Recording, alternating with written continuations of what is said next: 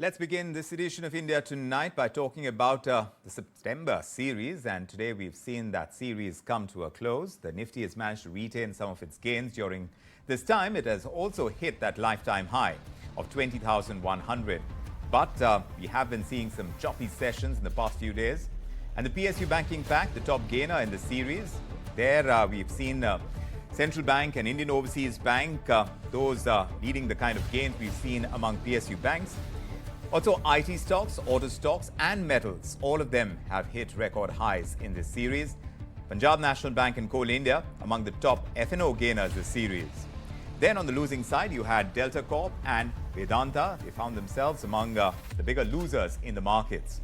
But let's connect with our research team, and from there, Ansh Bhilwar is joining us to give us a sense of the market action that we've seen this series. In the September series, Ansh, do walk us through the highlights. Right.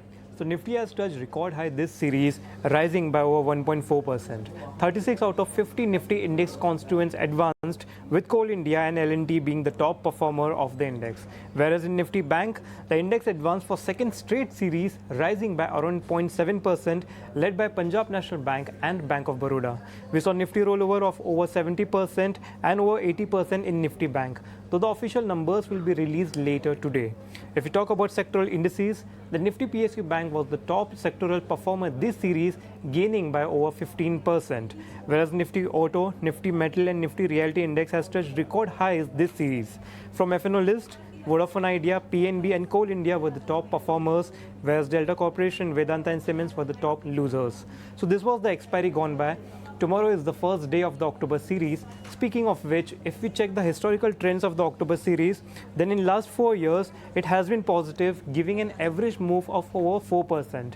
Whether this October will be positive or not, only coming few sessions can give us some idea about it.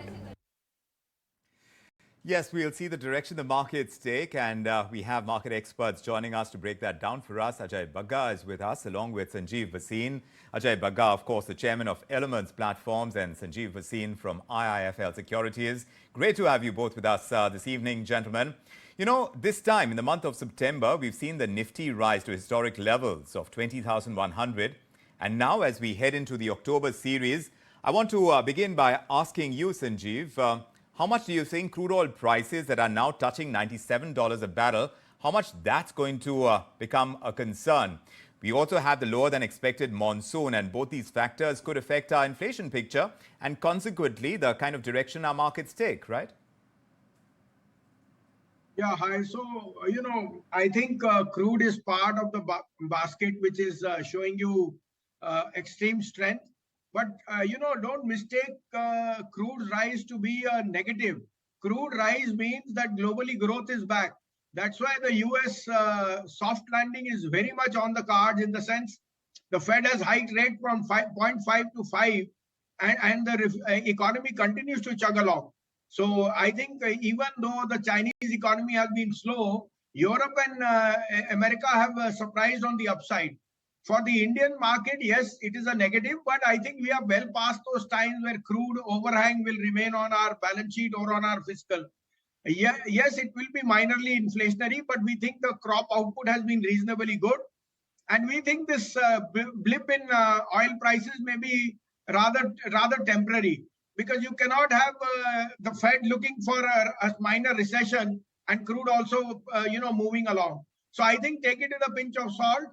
I think this correction is a buying opportunity, particularly in select large caps, and we will take it as it comes. But we think October will bode very well for the markets as we go along with the results. Are you as optimistic about the October series, looking at the moving pieces right now? Sorry, that's to me? Vikram? Yes, Ajay. Okay. I would say we are waiting for a couple of events to pass through. One is, of course, the looming US shutdown. Historically, it has not had much of an impact, but the reports are that this could last for anything like a couple of weeks to 4 weeks. Last time around in 2018-19, actually it went on for 6 weeks, and it had a minor impact on the GDP. Let's get that through, especially given Monday is a holiday in India. I think we can wait that out. The other two concerns are, one is on the Chinese property loans. That's standing at about 60 trillion yuan. It is not a new problem, it's a 3 years old problem. But the Chinese government has not been able to resolve it. And now the position is that even the quality real estate developers like Country Garden are facing a lot of issues of liquidity. So eventually the rescue package will come from the Chinese government, which will be a trigger for the markets. So you can position for that. The third is, of course, oil, which Sanjiv sir already mentioned about. Oil, the Saudi internal objective is about $95. Yes. And they have crossed that. So we are hoping that some more supply will start coming both from the Russians and Saudis. If you look at on an aggregate basis, OPEC Plus can produce 34 million barrels a day. They are producing 28. And the market is undersupplied by about 2 million barrels a day. So the Saudis can step in very easily.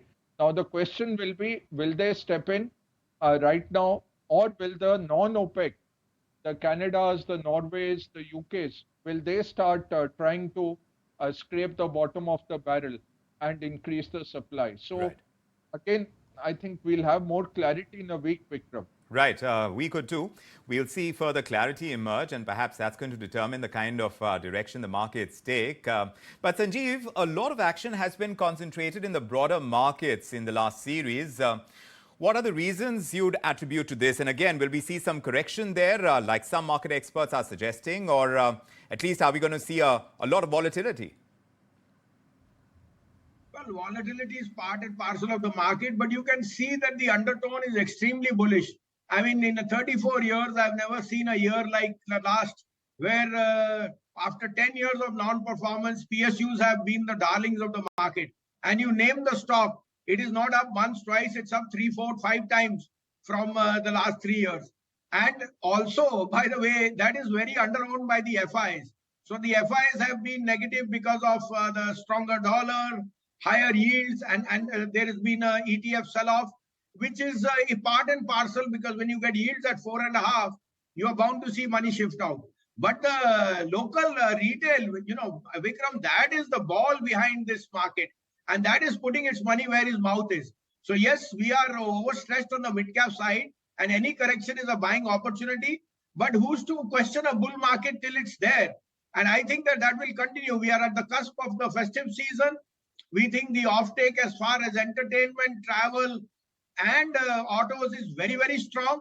And I think the consumer is putting his money where his mouth is. So as long as retail and SIP flows are strong, Yes. mutual funds are concentrating more on creating a alpha on the mid-cap side. And I think that there is still room on the upside.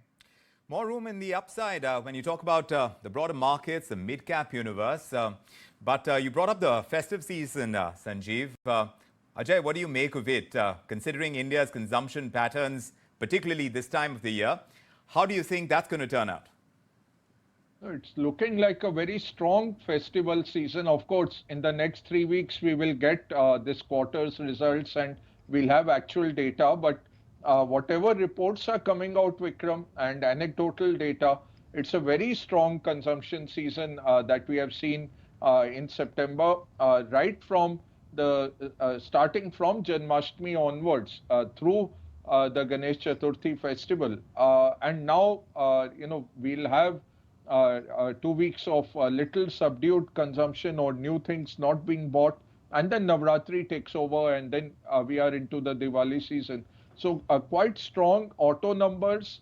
Two-wheelers are showing an uptick.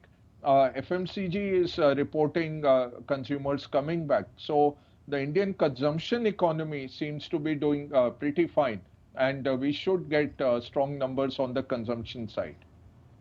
Sanjiv, what should we expect on corporate earnings in the September quarter? What should we expect when it comes to capex moves, especially from the manufacturing side, because that could spur the markets, wouldn't it?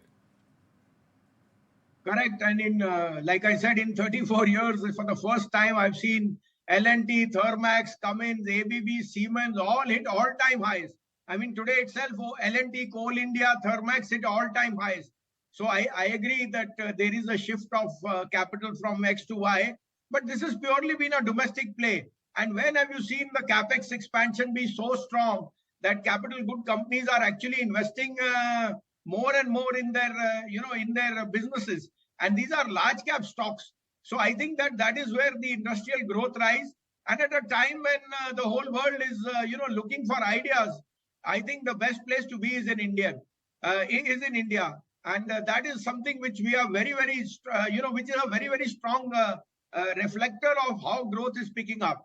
So I think earnings are going to be in line. Banks are going to lead from the front. It is all going to be domestic. You'll see cement stocks, you'll see capex stocks, you'll see construction, you'll see real estate. Real estate numbers, by the way, the Anarock survey has given the highest ever sale in the 4 metros in July to September. So I think there is going to be a basket of good earnings, and the market is going to look forward to that.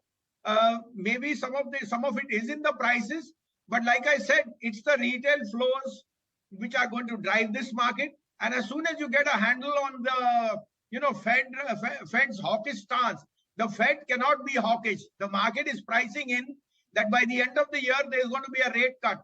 However much the Fed may say that he's going to be higher for longer, I think that the underlying will change faster than you thought. And that is what the stock markets globally are pricing in. So valuation-wise, how's it looking, Ajay? Going by what Sanjiv is pointing out, the PSU Bank Index as well, that's where, within the financial pack, we've seen that pack lead from the front in the September series. Do you see that run-up continue? Are the fundamentals strong enough, you think, for further upsides? Yeah, PSU banks are still looking quite good, Vikram. And, talking about valuations, India is quite moderately valued, is what I would say. What is a problem is the global macro. These higher rates for longer, that risk off is affecting us. We have seen about 6-7 weeks of FII outflows on a net basis. So that is a problem. It is a constraint on our markets' ability to rise fast. But the domestic funds that are coming in, those are providing a good support, and those should win through. There are, on an international basis, there are very good opportunities available. Like you can borrow in Chinese yuan and invest into Latin American currencies. Those kind of strategies have made 30-40% returns for international investors. The money market funds sitting out of US are sitting on $5.5 trillion. $5.5 trillion, because you're making 5% risk-free on the US 1-year, 2-year treasuries. So people are really not looking at putting it into emerging market equities, and a strong dollar is negatively correlated with EM flows. So the dollar has to moderate, and when that reverses, there will be sharp flows coming back to markets like India, which will chase the growth macro of India. So in a top-down basis also, it's more the risk-off globally than an India-specific factor which has impacted our markets. Sanjiv, what do you say about a stronger dollar and bond yields in the US surging? At that point, we were kind of putting a question mark on the kind of foreign fund flows that we would have here in the Indian markets. How much of that is going to be in play when you determine the direction the markets are likely to take in October? So I'll give you a simple correlation. Last year in June, when the yields hit 3.8, the dollar peaked at 115. This time we've gone to 4.6 and the dollar is around 106. I think the dollar is headed for a large fall. Plus you have this inevitable every 6 months a shutdown type phenomena in the US. And you talk about emerging markets, I think they are worse off than the most emerging markets. I think the dollar is definitely headed lower, and we cannot have rates exist at this price. However, it's the new paradigm. The Fed will sooner rather than later smell the coffee that 2.5 is not the yield which they are looking for. 3.5 should be the near normal. And if you can't have it both ways, you cannot have unemployment rise and a minor recession, and you cannot have rates go up. So I think it is just a matter of time where you will start to see the ebb of flows. And it's not just the currency, it's a whole host of other factors which are driving India. The best demographic premium anywhere in the world is in India, and that's why it has to be on everyone's buy list. Like Ajay pointed out, even today, we are now importing oil in rupee based in Russia and with the Saudis. So it's telling you sooner rather than later, the advent of the dollar strength globally is, I think, going to be peaked out very, very fast. So in the short run, yes, it is going to be volatile. But in the slightly longer term, I am looking for dollar coming well below in the second two digits, on the variables, which is going to be a very, very big harbinger for emerging markets in the near term. Domestic cues or global cues right now, Sanjiv is very, very bullish on the Indian markets, and buying on dips is something that he's suggesting. Ajay, if you had to make any contrarian bets at this point in time where the markets are poised, which are the sectors that you'd go with? We've seen the pharma sector among the bigger losers in the September series. Would that be a contrarian bet? No, I think you have very simple, alternatives available. I think one is the infrastructure. The amount of money government has put in, even in this year, with 10.5 lakh crores of budget, and they have forward invested most of it, upfronted that investment. So you are going to see capex related stocks, the infrastructure creators doing very well. Real estate has started a cycle after nearly 7 to 10 years of being in the doldrums. That's going to last quite some time. And then financials. I think they are the engines on which the economy runs. So pharma, again, looking at the compliance, looking at all those things. Yeah, within that, I think if you broaden it to healthcare, then diagnostics, hospitals, I think those will benefit from the Indian demographics, the Indian consumption story, as well as medical tourism kind of things. That has again picked up a lot, after the post-COVID opening. So I think those segments might be better off. But overall, in the generics, in the US focused players, are too many uncertainties. And then coming into a very noisy election year in the US, I would rather focus on our domestic stories and both structural stories as well as cyclical recovery stories. And autos, again, are looking very good. Again, for the next 2 to 3 years, we are looking at an auto cycle, a replacement cycle coming in, an EV cycle coming in. So we have enough opportunities within the domestic focused world only in India. Domestic cues looking very strong, and the October series looks quite promising from everything that we're picking up from both Sanjiv and Ajay. Thank you, gentlemen, for joining us with your perspective on India tonight. Always good to get your views on the markets.